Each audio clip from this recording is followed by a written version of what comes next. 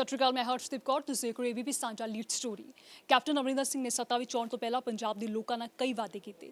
ਇਸੇ ਲਈ ਸਰਕਾਰ ਬਣਦਿਆਂ ਹੀ ਕੈਬਨਿਟ ਦੀ ਜਿਹੜੀ ਪਹਿਲੀ ਮੀਟਿੰਗ ਹੋਈ ਉਸ ਵਿੱਚ ਡਰੱਗ ਦੇ ਮੁੱਦੇ ਤੇ STF ਦਾ ਗਠਨ ਕੀਤਾ ਗਿਆ ਤੇ ਬੇਅਦਬੀ ਦੇ ਮਾਮਲੇ ਤੇ ਜਸਟਿਸ ਰਣਜੀਤ ਸਿੰਘ ਕਮਿਸ਼ਨ ਬਿਠਾਇਆ ਗਿਆ। ਇਸ ਕਮਿਸ਼ਨ ਨੇ ਆਪਣੀ ਰਿਪੋਰਟ ਦਾ ਪਹਿਲਾ ਹਿੱਸਾ ਜੋ ਹੈ ਕੈਪਟਨ ਸਰਕਾਰ ਨੂੰ ਸੌਂਪ ਦਿੱਤਾ ਹੈ ਤੇ ਇਸ ਤੇ ਵਿਰੋਧੀਆਂ ਨੇ ਕਈ ਇਲਜ਼ਾਮ ਲਗਾਉਣੇ ਵੀ ਸ਼ੁਰੂ ਕਰ ਦਿੱਤੇ ਨੇ। ਇਹਨਾਂ ਇਲਜ਼ਾਮਾਂ ਤੇ ਇਸ ਰਿਪੋਰਟਾਂ ਜੁੜੇ ਕਈ ਸਵਾਲਾਂ ਤੇ ABP ਸਾਂਝਾ ਦੇ ਸਪੈਸ਼ਲ ਕੋਰੈਸਪੋਂਡੈਂਟ ਅਸੀਮ ਬਸੀ ਨੇ ਗੱਲਬਾਤ ਕੀਤੀ ਜਸਟਿਸ ਰਣਜੀਤ ਸਿੰਘ ਦੇ ਨਾਲ।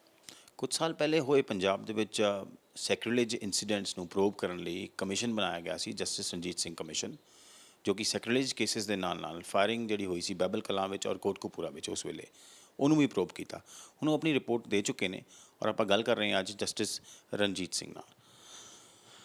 ਸਰ, ਇਹ ਕਿੰਨਾ ਕੁ ਲੰਬਾ ਪ੍ਰੋਸੀਜਰ ਸੀ ਔਰ ਕਿੰਨੇ ਕੇਸਿਸ ਟੋਟਲ ਹੋਏ ਸੀਗੇ ਪੰਜਾਬ ਦੇ ਵਿੱਚ? ਜਦੋਂ ਕਮਿਸ਼ਨ ਕਨਸਟੀਟਿਊਟ ਹੋਇਆ ਸੀ ਜੀ, ਉਦੋਂ ਜਿਹੜੀ ਰਿਪੋਰਟ ਸੀ ਉਹ 122 ਕੇਸਿਸ ਸਾਨੂੰ ਰਿਪੋਰਟ ਕੀਤੇ ਗਏ ਸੀ।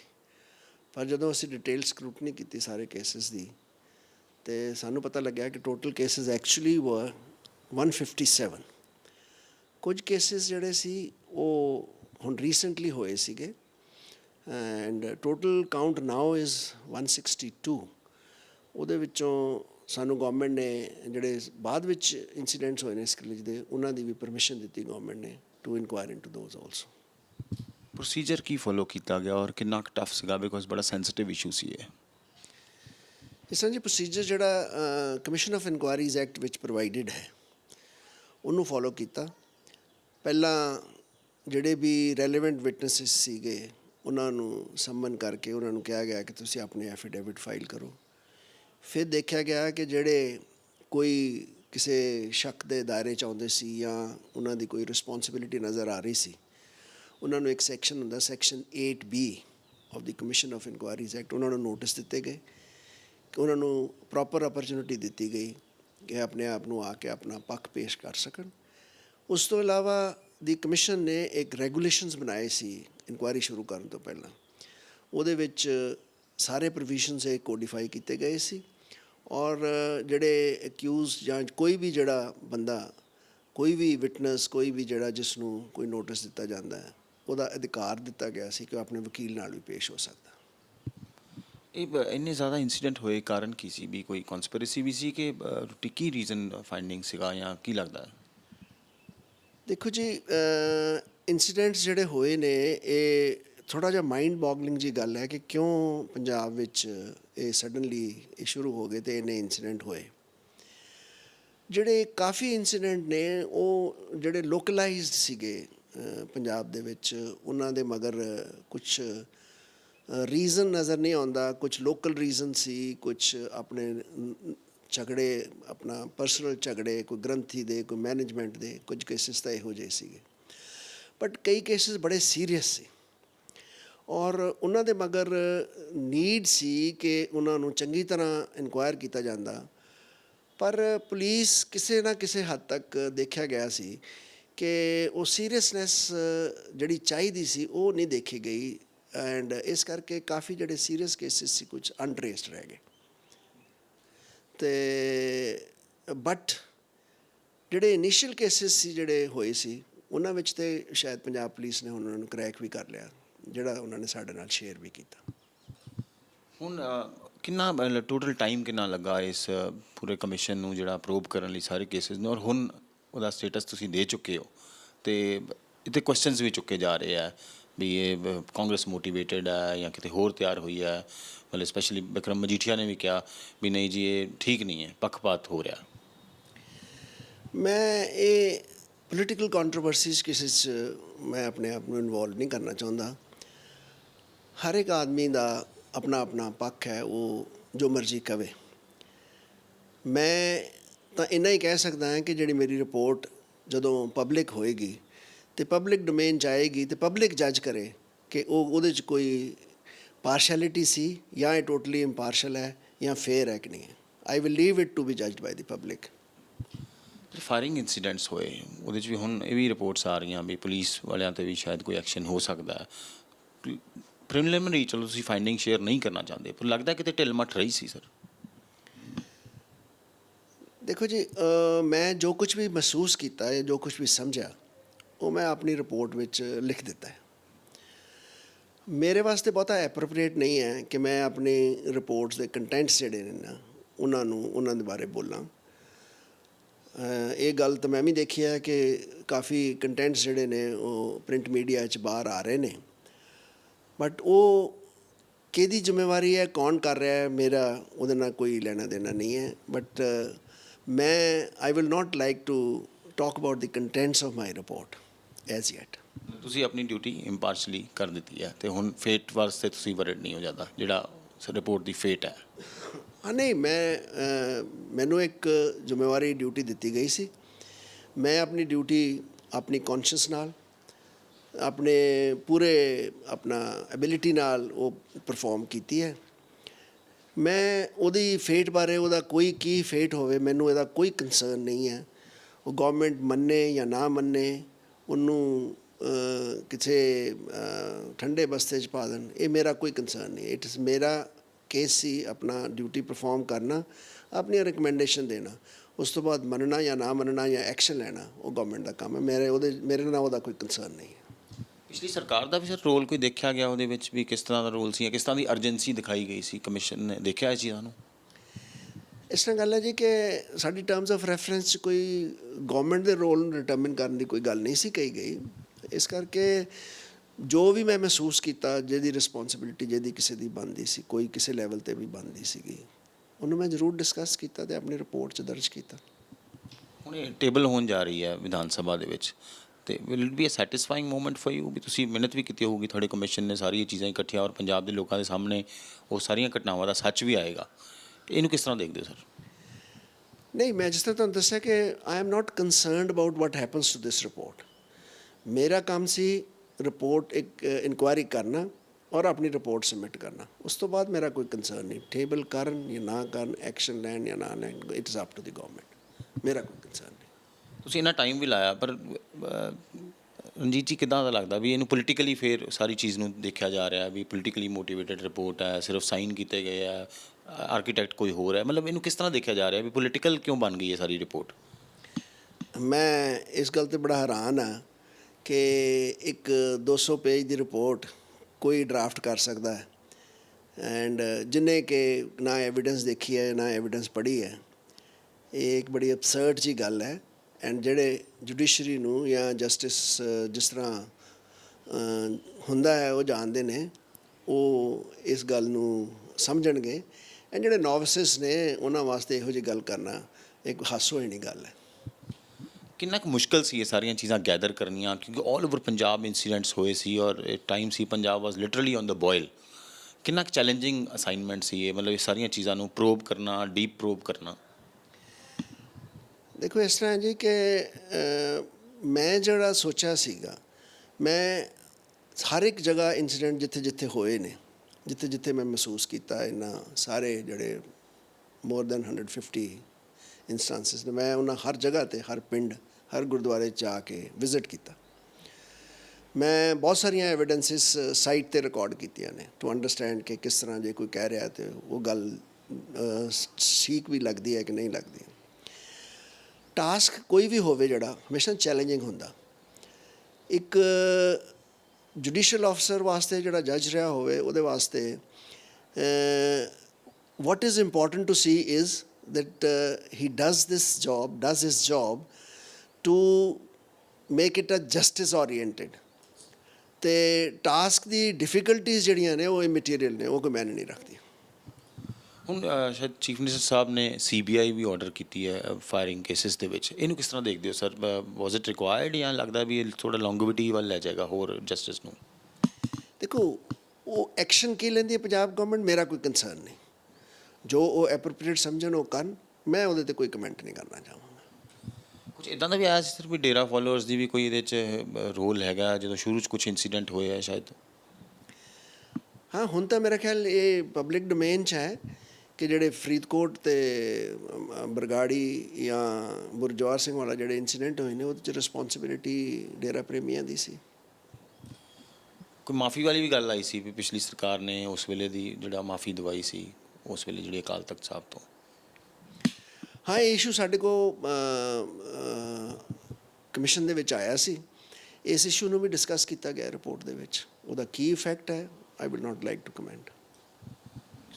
ਸੋ ਇਹ ਸਨ ਜਸਟਿਸ ਰਣਜੀਤ ਸਿੰਘ, ਜਿਨ੍ਹਾਂ ਨੇ ਗੱਲ ਕੀਤੀ, ਜਿਹੜੀ ਇਹਨਾਂ ਨੇ ਰਿਪੋਰਟ ਸਬਮਿਟ ਕੀਤੀ ਹੈ ਸੈਕਰੇਲੇਜ ਇੰਸੀਡੈਂਟਸ 'ਤੇ, ਔਰ ਉਹਨਾਂ ਨੇ ਕਿਹਾ ਵੀ ਕੋਈ ਇਸ ਨੂੰ ਕਿਸ ਤਰ੍ਹਾਂ ਦੇਖ ਰਿਹਾ, ਉਹਨਾਂ ਦਾ ਉਹ ਜੌਬ ਨਹੀਂ ਹੈ ਔਰ ਉਹਨਾਂ ਨੇ ਆਪਣਾ ਡਿਊਟੀ ਜਿਹੜੀ ਹੈ ਪਰਫਾਰਮ ਕੀਤੀ ਹੈ।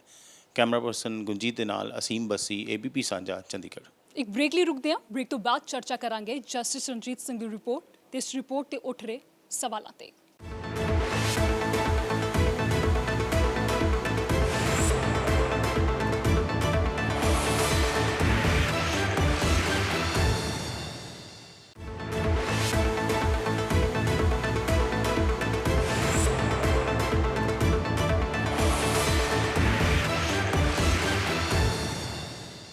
ਬ੍ਰੇਕ ਤੋਂ ਪਹਿਲਾਂ ਤੁਸੀਂ ਸੁਣਿਆ ਰਿਟਾਇਰਡ ਜਸਟਿਸ ਰਣਜੀਤ ਸਿੰਘ ਨੂੰ।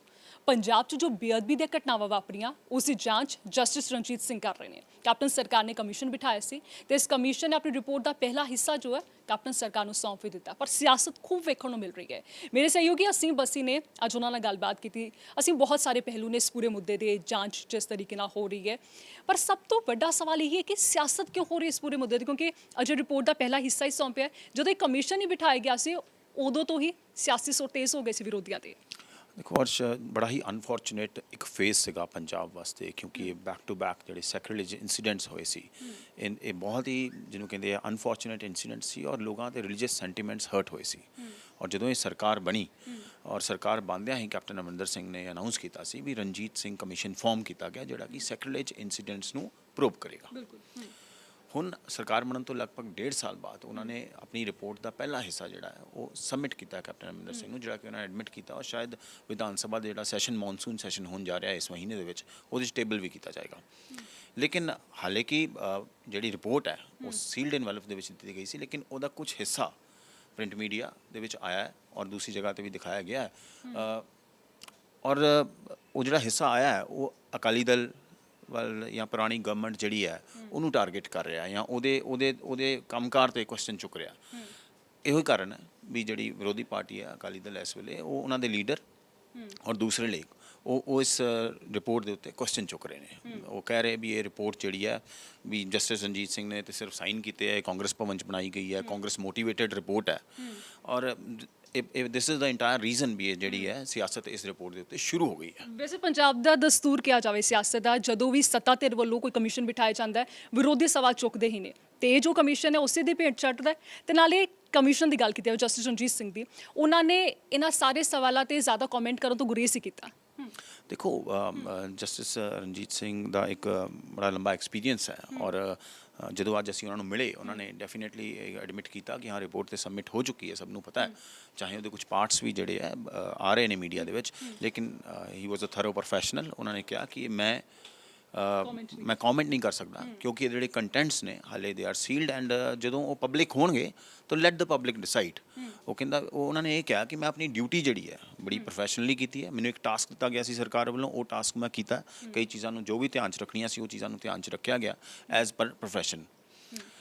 ਹੁਣ ਲੈਟ ਦ ਪਬਲਿਕ ਕਮੈਂਟ, ਉਹ ਇਸ ਚੀਜ਼ 'ਤੇ ਕੋਈ ਕਮੈਂਟ ਨਹੀਂ ਕਰਨਾ ਚਾਹੁੰਦੇ ਸੀ। ਪਰ ਪਬਲਿਕ ਡੋਮੇਨ ਦੇ ਵਿੱਚ ਬਹੁਤ ਸਾਰੀ ਚੀਜ਼ਾਂ ਆ ਰਹੀਆਂ ਨੇ, ਜਿਵੇਂ ਕਈ ਖੁਲਾਸੇ ਹੋਏ ਨੇ ਇਸ ਰਿਪੋਰਟ ਦੇ ਵਿੱਚ, ਚੀਜ਼ਾਂ ਬਹੁਤ ਸਾਰੇ ਸਾਹਮਣੇ ਆਈਆਂ, ਪਰ ਉਹ ਥੋੜਾ ਡਿਨਾਈ ਕਰ ਰਹੇ ਨੇ ਚੀਜ਼ਾਂ ਤੇ ਕਮੈਂਟ ਕਰਨ ਤੋਂ। ਹਾਂ, ਕਿਉਂਕਿ ਹਾਲੇ ਟੈਕਨੀਕਲੀ ਇਹ ਜਿਹੜੀ ਰਿਪੋਰਟ ਹੈ ਇਹ ਪਬਲਿਕ ਲਈ ਖੋਲੀ ਨਹੀਂ ਗਈ, ਟੇਬਲ ਨਹੀਂ ਹੋਈ ਹੈ ਜਾਂ ਪਬਲਿਕ ਡੋਮੇਨ 'ਚ ਆਈ ਹੈ, ਇੱਧਰੋਂ ਉੱਧਰੋਂ ਆ ਗਈ ਹੈ, ਲੇਕਿਨ ਜਿਹਨੂੰ ਕਹਿੰਦੇ ਨਾ ਬਾਏ ਥਰੂ ਅ ਪ੍ਰੋਪਰ ਪ੍ਰੋਸੈਸ ਇਹਨੂੰ ਹਾਲੇ ਪਬਲਿਕ ਨਹੀਂ ਕੀਤਾ ਗਿਆ।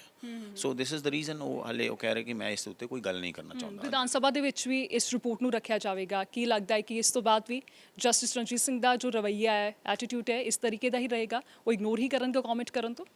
ਦੇਖੋ ਜੋ ਫੀਲਰਸ ਆ ਰਹੇ ਨੇ ਹਾਲੇ ਤੱਕ, ਪੁਰਾਣੀ ਗਵਰਨਮੈਂਟ ਜਿਹੜੀ ਹੈ ਉਹਨਾਂ ਦੇ ਲੋਕ ਵੀ ਇਸ ਰਿਪੋਰਟ ਨੂੰ ਕੁਐਸਚਨ ਕਰ ਰਹੇ ਹਨ। ਜਦੋਂ ਟੇਬਲ ਕੀਤਾ ਜਾਏਗਾ ਤਾਂ ਸ਼ਾਇਦ ਉਹਨਾਂ ਦਾ ਜਿਹੜਾ ਆਪੋਜੀਸ਼ਨ ਦੇ ਜਿਹੜੇ ਸਵਾਲ ਨੇ ਉਹ ਹੋਰ ਤਿੱਖੇ ਹੋ ਜਾਣੇ ਇਸ ਰਿਪੋਰਟ ਨੂੰ ਲੈ ਕੇ। ਬਟ ਜੋ ਮੇਰੀ ਆਬਜ਼ਰਵੇਸ਼ਨ ਹੈ, ਜਸਟਿਸ ਰਣਜੀਤ ਸਿੰਘ ਇੱਕ ਪ੍ਰੋਫੈਸ਼ਨਲ ਵਾਂਗੂ ਉਹਨਾਂ ਨੇ ਕਲੇਮ ਕੀਤਾ ਕਿ ਮੈਂ have work like a professional, ਤੇ ਮੈਨੂੰ ਨਹੀਂ ਲੱਗਦਾ ਹੋਏ ਕਿ ਇਸ ਪੋਲੀਟੀਕਲ ਬਿਆਨਬਾਜ਼ੀ ਦੇ ਵਿੱਚ ਉਲਝਣਗੇ। ਪਰ ਸਰਕਾਰ ਦੇ ਫੈਸਲੇ ਨੂੰ ਕਿਵੇਂ ਦੇਖਿਆ ਜਾਵੇ? ਇਸ ਕਮਿਸ਼ਨ ਦੀ ਰਿਪੋਰਟ ਨੂੰ ਵਿਰੋਧੀ ਵੀ ਮੰਗ ਕਰ ਰਹੇ ਸੀ ਕਿ ਟੇਬਲ ਕੀਤਾ ਜਾਵੇ ਤੇ ਸਰਕਾਰ ਨੇ ਇਸ ਨੂੰ ਮੰਨਿਆ ਵੀ।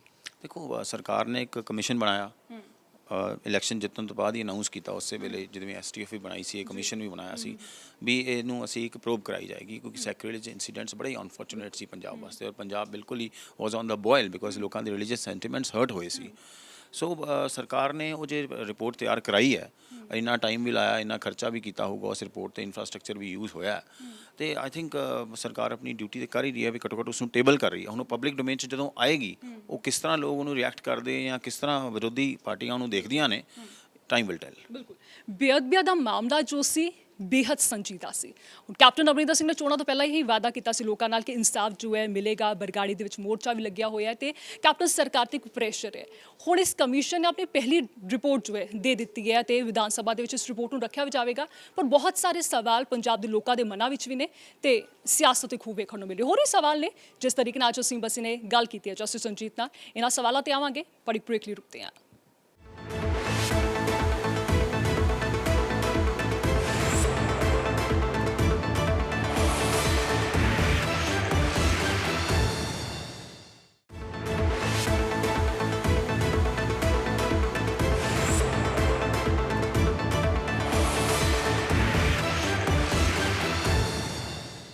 ਸਾਲ 2015 ਦੇ ਵਿੱਚ ਪੰਜਾਬ 'ਚ ਬੇਅਦਬੀ ਦੀ ਪਹਿਲੀ ਘਟਨਾ ਸਾਹਮਣੇ ਆਈ, ਮਾਹੌਲ ਬੇहद ਸੈਂਸਿਟਿਵ ਹੋਇਆ ਤੇ ਉਸ ਤੋਂ ਬਾਅਦ ਲੜੀਵਾਰ ਕਈ ਘਟਨਾਵਾਂ ਸਾਹਮਣੇ ਆਈਆਂ। ਜੋ ਉਸ ਵੇਲੇ ਸਰਕਾਰ ਸੀ, ਬਾਦਲ ਸਰਕਾਰ, ਉਹਨਾਂ ਤੇ ਪ੍ਰੈਸ਼ਰ ਵਧਿਆ ਤੇ ਸਰਕਾਰ ਨੇ ਵੀ ਕਮਿਸ਼ਨ ਬਿਠਾਇਆ, ਜ਼ੋਰਾ ਸਿੰਘ ਕਮਿਸ਼ਨ। ਹਾਲਾਂਕਿ ਉਸ ਕਮਿਸ਼ਨ ਦੀ ਰਿਪੋਰਟ ਕਦੇ ਜਨਤਕ ਨਹੀਂ ਹੋਈ ਤੇ ਜਾਂਚ। ਖੈਰ, ਉਸ ਤੋਂ ਬਾਅਦ ਕੈਪਟਨ ਅਮਰਿੰਦਰ ਸਿੰਘ ਦੀ ਸਰਕਾਰ ਆਉਂਦੀ ਹੈ, captain Amarinder Singh justice Ranjit Singh commission ਬਿਠਾਉਂਦੇ ਨੇ ਤੇ ਇਸ ਕਮਿਸ਼ਨ ਨੇ ਆਪਣੀ ਪਹਿਲੀ ਰਿਪੋਰਟ ਜੋ ਹੈ ਦੇ ਦਿੱਤੀ ਹੈ। ਹੁਣ ਦੇਖਣਾ ਹੋਵੇ ਕੀ ਕੁਝ ਹੋਰ ਇਸ ਰਿਪੋਰਟ 'ਚ ਸਾਹਮਣੇ ਆਉਂਦਾ ਹੈ, ਪਰ ਸਿਆਸੀ ਬਿਆਨਬਾਜ਼ੀ ਜਿਵੇਂ ਅਸੀਂ ਗੱਲ ਪਹਿਲਾਂ ਵੀ ਕਰ ਰਹੇ ਸੀ, ਅਸੀਂ ਕਿਵੇਂ ਦੇਖਿਆ ਜਾਵੇ ਜੋ ਸਿਆਸੀ ਬਿਆਨ ਆ ਰਹੇ ਨੇ, ਜਸਟਿਸ ਰਣਜੀਤ ਸਿੰਘ ਖਫਾ ਤਾਂ ਹੋਏ ਹੋਣਗੇ ਜ਼ਰੂਰ।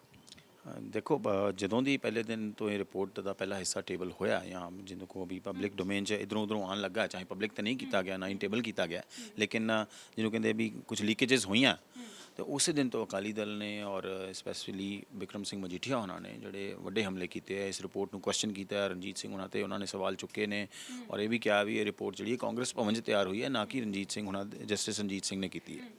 ਸੋ ਇੱਕ ਐਲੀਗੇਸ਼ਨ ਹੈ ਪੋਲੀਟੀਕਲ, ਲੇਕਿਨ ਅੱਜ ਆਪਾਂ ਮਿਲੇ ਸੀ ਜਸਟਿਸ ਰਣਜੀਤ ਸਿੰਘ ਉਹਨਾਂ ਨੂੰ, ਲੇਕਿਨ ਉਹ ਥਰੋ ਪ੍ਰੋਫੈਸ਼ਨਲ ਨੇ, ਉਹਨਾਂ ਨੇ ਆਪਣੇ ਪ੍ਰੋਫੈਸ਼ਨਲਿਜ਼ਮ 'ਚ ਹੀ ਰਹੇ। ਉਹਨਾਂ ਨੇ ਕਿਹਾ ਵੀ ਜੋ ਵੀ ਕੋਈ ਕਹਿ ਰਿਹਾ ਕੋਈ, ਉਹਨਾਂ ਨੂੰ ਉਸ ਚੀਜ਼ ਦਾ ਕੋਈ ਪਰਵਾਹ ਨਹੀਂ ਹੈ ਔਰ ਨਾ ਹੀ ਉਹ ਇਸ ਗੱਲ ਤੋਂ ਬਿਲਕੁਲ ਵੀ ਟਸ ਤੋਂ ਮਸ ਹੋਏ ਨੇ ਆਪਣੀ। ਔਰ ਵੱਡੀ ਗੱਲ ਉਹਨਾਂ ਨੇ ਇਹ ਕਹੀ ਕਿ ਮੈਨੂੰ ਇੱਕ ਡਿਊਟੀ ਦਿੱਤੀ ਗਈ ਸੀ, ਇੱਕ ਟਾਸਕ ਅਸਾਈਨ ਕੀਤਾ ਗਿਆ ਸੀ ਇੱਕ ਸੀਰੀਅਸ ਇਸ਼ੂ ਨੂੰ ਪ੍ਰੋਬ ਕਰਨ ਦਾ, ਜੋ ਉਹਨਾਂ ਨੇ ਕੀਤਾ ਔਰ ਉਹਨਾਂ ਨੇ ਆਪਣੇ ਵਿਦਨ ਦ ਲਿਮਿਟਸ ਆਫ ਡਿਊਟੀ ਰਹਿ ਕੇ ਕੀਤਾ। ਹੁਣ ਕੋਈ ਇਸ ਬਾਰੇ ਕੀ ਕਹਿ ਰਿਹਾ, ਸਰਕਾਰ ਇਸ ਬਾਰੇ ਕੀ ਕਰਦੀ ਹੈ, ਕੌਣ ਇਹਨੂੰ ਰਿਜੈਕਟ ਕਰ ਰਿਹਾ ਜਾਂ ਕੌਣ ਇਹਨੂੰ ਐਕਸੈਪਟ ਕਰਦਾ ਜਾਂ ਨਹੀਂ ਕਰਦਾ, ਆਪਣਾ ਤਾਂ ਕੰਮ ਕਰ ਲਿਆ ਉਹਨਾਂ ਨੂੰ ਉਹ ਡੈਫੀਨੇਟਲੀ ਉਹ ਇਸ ਗੱਲ ਤੇ ਸਟਿਕ ਕਰ ਰਹੇ ਨੇ ਕਿ ਉਹਨਾਂ ਨੇ ਆਪਣਾ ਰੋਲ ਜਿਹੜਾ ਬਿਲਕੁਲ ਪ੍ਰੋਫੈਸ਼ਨਲੀ ਨਿਭਾਇਆ। ਜਿਵੇਂ ਅਸੀਂ ਗੱਲ ਕਰ ਰਹੇ ਹਾਂ ਜੀ, ਕੁਝ ਹੀ ਪੁਆਇੰਟਸ ਜੋ ਨੇ ਪਬਲਿਕ ਡੋਮੇਨ ਦੇ ਵਿੱਚ ਆਏ ਨੇ ਤੇ ਹੁਣ ਜਦੋਂ ਵਿਧਾਨ ਸਭਾ ਦੇ ਵਿੱਚ ਇਸ ਰਿਪੋਰਟ ਨੂੰ ਰੱਖਿਆ ਜਾਵੇਗਾ, ਹੰਗਾਮਾ ਤਾਂ ਜ਼ਰੂਰ ਹੋਵੇਗਾ।